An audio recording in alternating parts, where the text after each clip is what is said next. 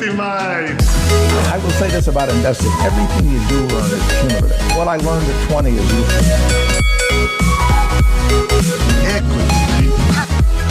Welcome to another episode of the Equity Mates Summer Series, proudly brought to you by Superhero. Over 12 episodes, we're deep diving into some of the most exciting, interesting, and well-known companies from both here in Australia and over in the US. In some instances, we'll be hearing directly from the CEOs to give you first-hand insight into their companies.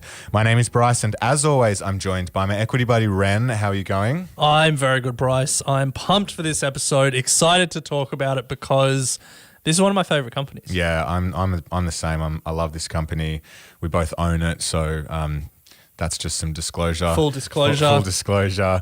But yeah, look, I can't wait for this episode. I've been hanging out for it for a while. So without further ado, we're going to be doing a deep dive on Airbnb. It is available over on the NASDAQ. The ticker is ABNB, also available on the Superhero platform. And a big thank you to Superhero for supporting the summer series. Superhero allow you to buy Aussie and US shares and ETFs with no monthly account fees, and you can now earn Qantas points with Superhero. So visit superhero.com.au/Qantas to learn more. Eligibility criteria, terms and conditions, and fees and charges apply. As always, with all of these episodes, we are now getting close to the end of the summer series. We've been giving away $2,000 a week. In this episode, you also get the opportunity to win $1,000 into a Superhero wallet. All you need to do is listen to this episode, take one of your favorite facts that you learnt about Airbnb. Ren and I do remember every single fact that we talk about in this episode, and then drop it into the corresponding post for Airbnb on our Instagram. Tell us what you learnt, and we'll choose one lucky Equity Mates or Superhero community member to win $1,000 into their Superhero wallet. We'll announce that on our stories at the end of the week. And God, there are some good facts when it comes to Airbnb. Yeah, well, Ren, let's do it. There's no more interesting fact than the founding story. I think it's almost etched in folklore. It's startup folklore. There's probably two contenders for the worst original names. Well, actually, no, there's probably more. But thefacebook.com is always known as one name that it was good to change. It was good to change early. Another name that was good to change early was airbedandbreakfast.com. Bit clunky, tough to write in the URL. But yeah, it was started, 2007? I think so. So 14 years ago, not that long. It actually started with two mates, Brian Chesky and Joe Gebbia, and then they brought a third mate in, but literally started with an idea to make some extra money when there was a design conference in San Francisco. They rolled out like an air mattress and rented that air mattress out to people attending the conference. That was the idea. Yeah. Make a few extra dollars. Pretty straightforward. Not bad. From there, they decided to make a go of it as a business. And have you seen the Obama O's and Captain McCain cereals? No. All right, well, hold on. Take a step back. So they tried to raise money. They spoke to 15 angel investors. They were trying to raise $150,000 at a $1.5 million valuation. Okay. They couldn't raise. At all. 8 replied. The other 7 just didn't even reply. 4 said it didn't fit their thesis. 1 said they didn't like the market. 3 just were a no. So 15 investors had the chance to invest in Airbnb at 1.5 mil valuation. It's now like 150 bill almost, 130 bill, but still like incredible. They kept working on the business, and I think it was at the Democratic National Convention. They sold like 80 beds on their platform and weren't making any money. So they made these cereal boxes and sold cereal. And it was 2007, 2008. So it was when Obama was going against John McCain for the presidency. And so they made Obama O's and Captain McCain cereal boxes and sold cereal, $40 a box. Yeah. Sold $30,000 worth of cereal, and that kept them afloat. Then they go to Y Combinator, which is that the incubator. startup accelerator in the US in San Fran. And Paul Graham, the head of that, was so impressed. He was basically like, if you can sell cereal at $40 a box, you can sell beds.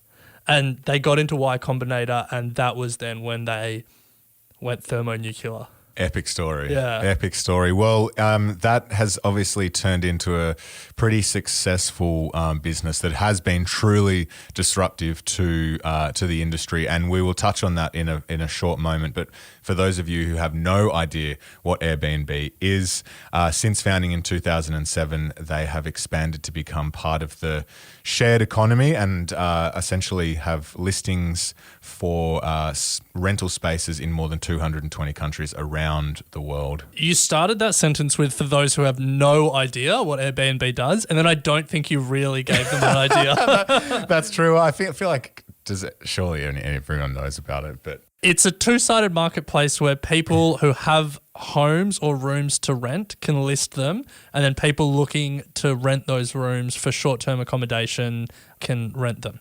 And who doesn't love a good marketplace? Great business. It's a great business. Yeah, If you can build it, it's a great business. So they have over 15,000 employees, 5.6 million global listings, and about 4 million hosts. And we know that they're doing a lot of work on the host side of things. We've done some campaigns for them here on the show. I'm sure you've heard them. So we're going to dig into that in a moment. But Ren, let's talk about how disruptive they have been to the hotel industry. Yeah, well, they've recently ticked over 1 billion total guests. 1 billion total guests that have been hosted through their platform. Pretty impressive. Yeah. You would think about Airbnb and you'd think the fact that they've had 1 billion guests go through their platform, and you'd think they will have decimated the hotel industry. And surprisingly enough, it's a little bit more nuanced than that. It's not quite the case that they have just decimated the hotel industry. The National Bureau of Economic Research from the US government analysed the effect that Airbnb had on the hotel industry, and they said that in some of the major American cities, they had resulted in 1.3% fewer hotel nights booked and a 1.5% loss in hotel revenue for hotels, and then a 3.7% drop in profits for hotels. So not numbers that are mind-blowing and stark. And I think that's the key nuance when we think about what Airbnb has done to the hotel industry. It's not that it's just taken market share from hotels. It has, but it's also just massively expanded the market. It's created this whole new category, this whole new part of the short-term stays market, and then it dominates that niche. Yeah, it's incredible. But speaking of, so market cap, you mentioned that at the start, $130 billion. If you look at that compared to some of the traditional hotel competitors, so Accor, large hotel chain, has a market cap of $9.3 billion. Marriott, market cap of 50.7.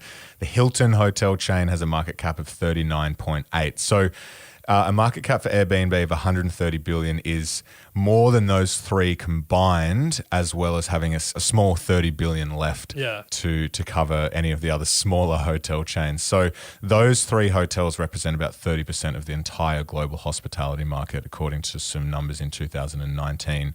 So yeah, it's certainly impacted current hotel industry, but to your point, created an entire new industry. Yeah, and a lot of hotels now list on Airbnb. About 15% of Airbnb's listings are hotel rooms, and it's been particularly good for boutique and smaller hotels to compete against some of the bigger chains. But there's no doubt that Airbnb has been a disruptive force in terms of consumer habits. I can say that I never search for hotels anymore. Like if I'm traveling, it's Airbnbs. Like we went to Japan pre-pandemic, it was Airbnbs in every city.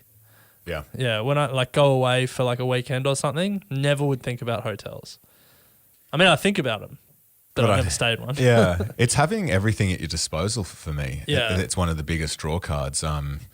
You're not just in the hotel room, you have to go and buy food and you're kind of locked away. You can be somewhere with all your mates and yeah, it's just... We didn't actually look for data on this, but you know what part of the travel industry would have been decimated by Airbnb? Service apartments. Service apartments, yeah. So Bryce, at the start of this, I spoke about how Airbnb is one of my favourite companies. Yes. And we've spoken about how it's been disruptive.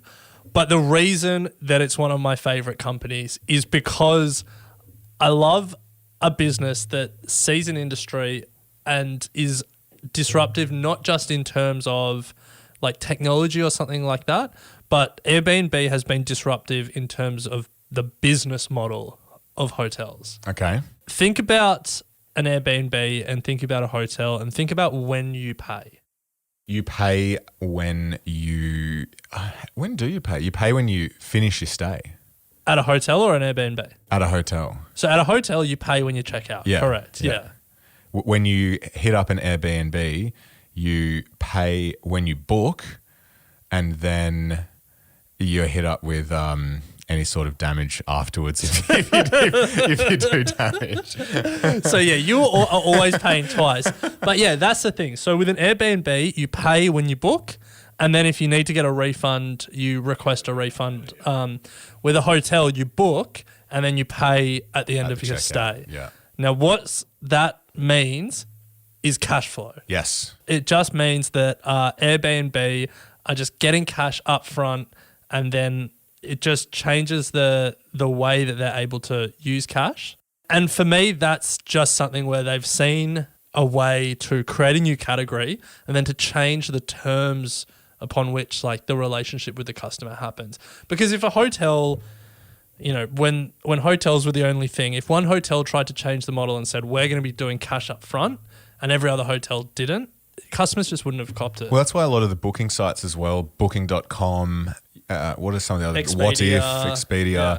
A lot of them you can make the reservation and not pay until you actually get to the hotel. Yeah, okay. Probably to that point because the hotels themselves, that's their model. Yeah. Yeah, it's interesting that Airbnb have been able to change that mindset in the consumer. So the other great thing about the business, Ren, is the marketplace itself. And, you know, we've seen many instances where businesses have created great marketplaces and they're just great businesses, you know, providing value, two-sided value.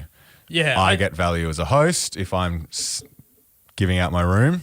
You get value coming and staying in my room. So both sides get value, but I think the other important thing is that both sides have got more value than what came before. Customers have got cheaper travel, and then for hosts, the short-term putting their home on Airbnb is often the way to get the most return rather than like renting it out or anything, which has a whole host of other problems.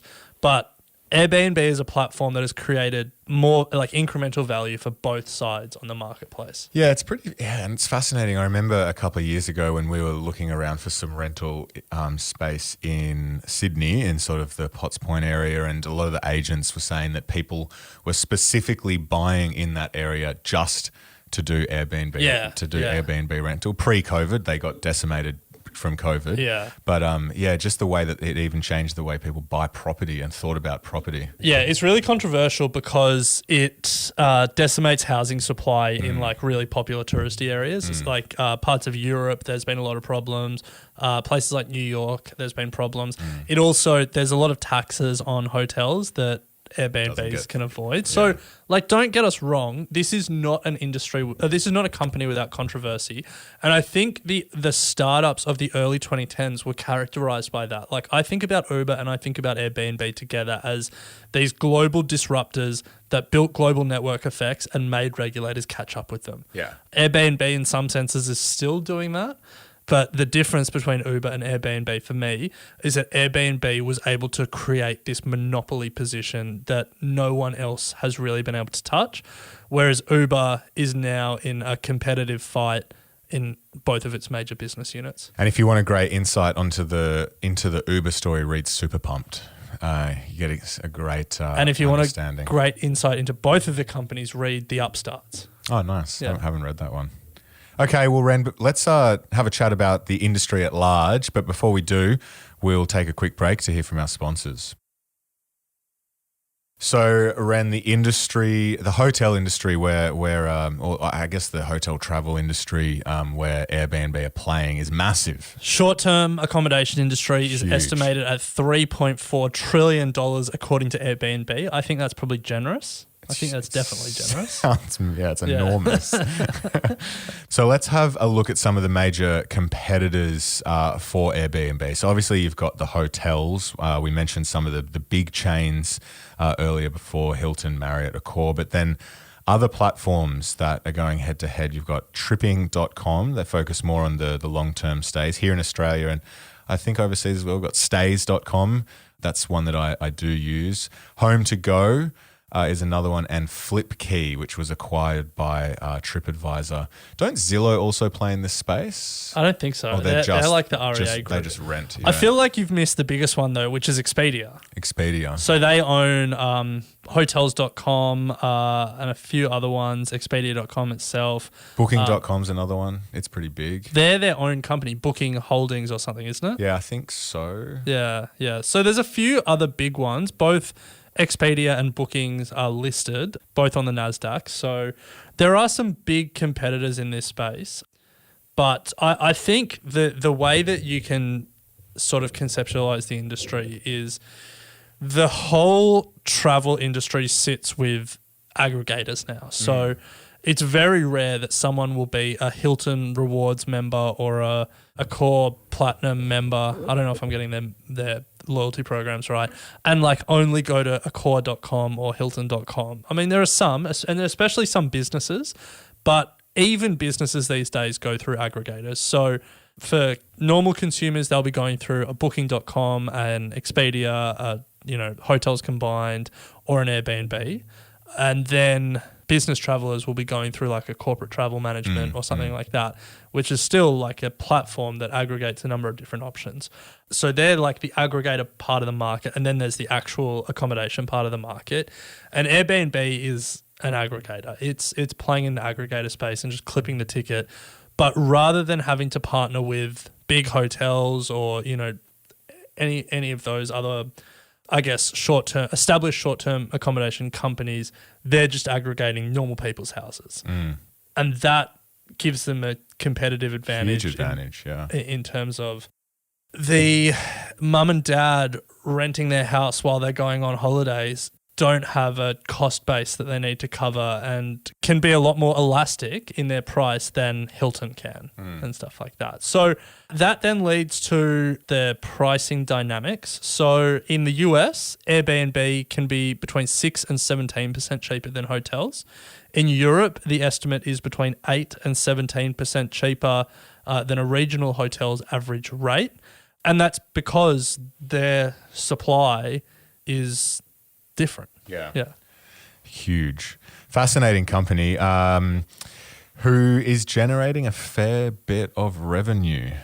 Market cap of 130 billion, but total revenue has increased from 2.5 billion in 2017 to 5.3 billion in 2021. It has slowed down a bit though, given what has happened with COVID, but I think their latest report was a best ever Q3. I think they reported their highest quarterly revenue, and they also, in terms of profitability from memory, it was their most profitable quarter. Yeah, they've really rebounded now from COVID, and there is some changing consumer behavior going on, which we haven't touched on, Ren, which we will in a moment. Yeah, before we do, let's just talk about the fact that the worst possible outcome, the worst possible nightmare scenario for Airbnb happened in the last 18 months. Travel was dead. Like travel died, people were locked down, so there wasn't even, like staycations or, weekends away or anything like that. Their revenue in 2019 was 4.8 billion, and in 2020 it was 3.4 billion. If in the very worst case scenario that you can imagine, your revenue drops 30% and you still do over $3 billion in revenue when no one can travel, like I would say that is a pretty resilient business. Yeah, where was the long-term stays? Like what was driving that 3.4 billion, I wonder? Because no one was going anywhere. In domestic? I mean, I guess no. It's not like everywhere in the world was locked down at the same time for a full year. Yeah, true. Felt like it. It felt like it, but I guess, especially in the States, like they were pretty loose. Europe had a big summer. Yeah. Europe So was going for it. They still had a lot of travel. Yeah, I think that resilience is pretty impressive, and that really gets to what we saw recently, at least recently when we're recording this, which is their Q3 results came out, and you were blown away. So I'll let you talk to it and what we learnt about what Airbnb might be longer term. Yeah, so they obviously had a very successful Q3 report, and no doubt that a lot of the supply and demand is coming back around the world, and Airbnb is kind of getting back to full strength. But COVID really changed the dynamics of the way people think about going away on holidays, but also think about living away from home. And so we're seeing longer rentals now take place on the Airbnb platform. People are being more flexible with the dates in which they can go away rather than having to work from home for 2 weeks and then having that hard deadline of a 2-week annual leave. You can work from home anywhere around the world in some instances. And so people are, using the platform in a different way, staying longer at places. And so instead of being a short-term rental platform, the numbers are now starting to show that it's longer term. So to give you an idea of this, I'm flexible features uptake. So that's really leaning into the whole people can work from anywhere. So just give me any time in January. Yeah, they can tell the platform I'm flexible as to my travel dates because I can work from anywhere. Since it was introduced, it's been used over 500 million times. And obviously, a lot of people are probably just searching and not booking, but still, 500 million. Yeah.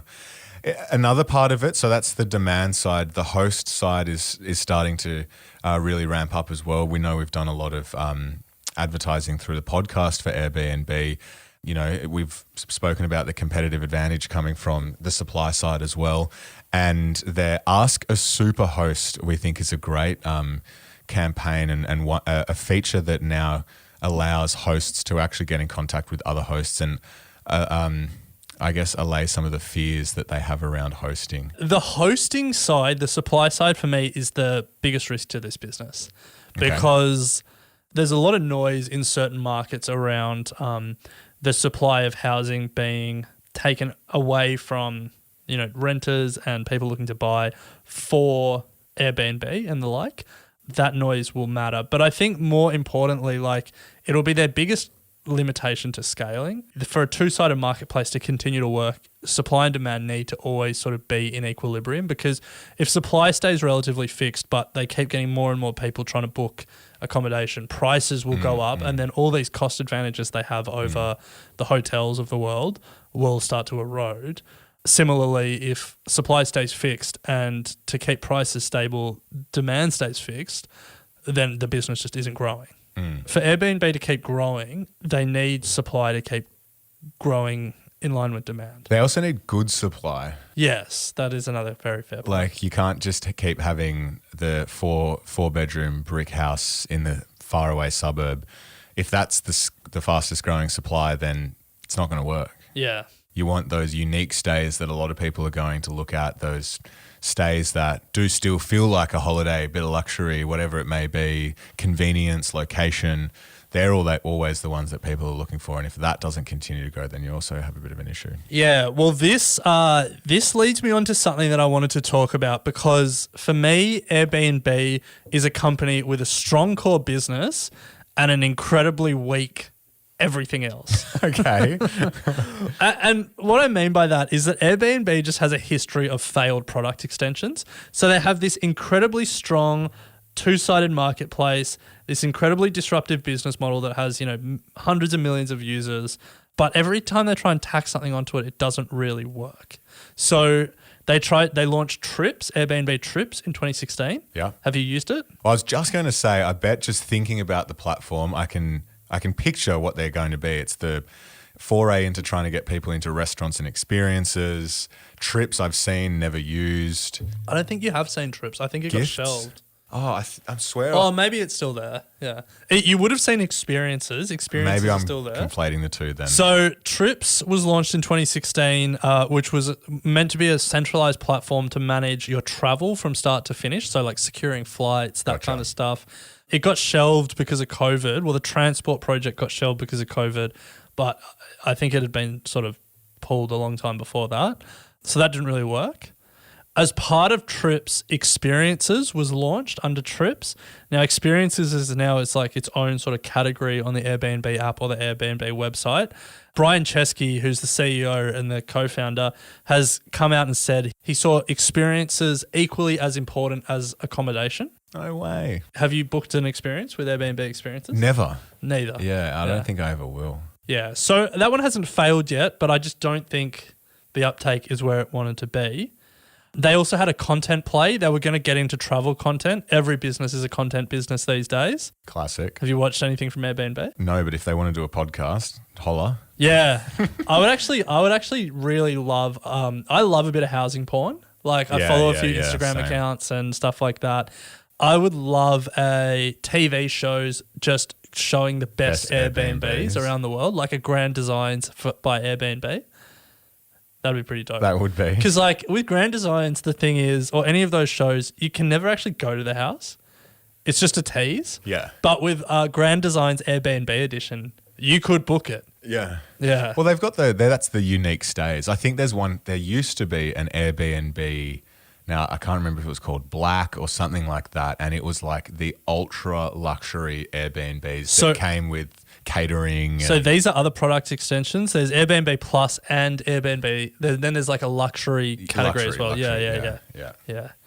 And then have you heard of Airbnb Backyard? No. So this one is still on the go. Is that for pets? Huh? For pets? No. So it's the Airbnb's plans to design and build houses. What? The logic behind it is that they have a lot of data on where and how guests like to live. And so they're going to leverage. Guests like to rent it because they're going on holidays. Yeah. Doesn't mean they like want to live there. Yeah, fair. But as part of this backyard project, Airbnb also quietly filed a patent for a reusable modular housing system. And people have speculated what that means is that they'll create Airbnb homes that can adjust their layouts to meet demand in real time. So the same space could be rented as 2 one-bedroom units one week and then a 2-bedroom apartment the next week. So basically giving Airbnb flexibility to change the supply based on demand. So they're going into property development. Without altering the footprint. No, it's not property development. It's a reusable modular housing system. Okay, so they're going into pseudo property development. What, they just put it in a paddock somewhere and shift it around as people need it? If it's Well, I think isn't every house just put in a paddock? Isn't that literally how houses started? So they are going into property development. Well, the article I was reading said there's been no visible movement on the project since.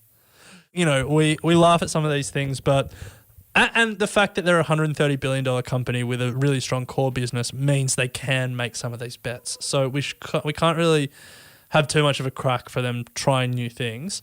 But they're not profitable though, right? No. Yeah. But I mean, it's 2021. Yeah, who needs to be profitable? You'd lose market value if you're profitable. Yeah.